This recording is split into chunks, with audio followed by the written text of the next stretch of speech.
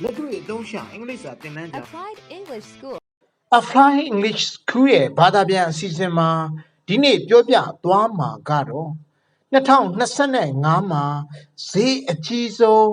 ကားတွေအကြောင်းပဲဖြစ်ပါတယ်။သင်သိတဲ့ကားတွေရောပါပါလား။ခုမြင်တွေ့နေရတဲ့ကားကတော့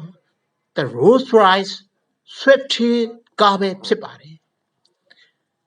2025ခုနှစ်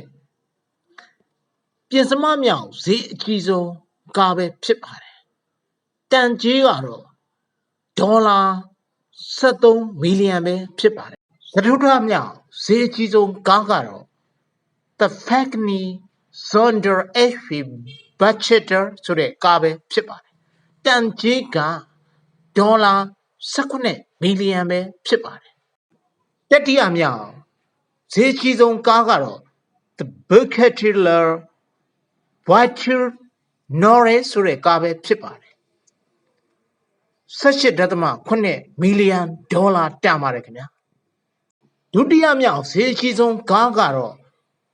Rolls-Royce Boucher ဆိုတဲ့ကားပဲဖြစ်ပါတယ်28 မီလီယံဒေါ်လာတန်ပါတယ်ကဲကမ္ဘာဈေးအကြီးဆုံးကားလာပါပြီ Rolls-Royce Norris Droptail ဆိုတဲ့ကားပဲဖြစ်ပါတယ်တန်ကြေးက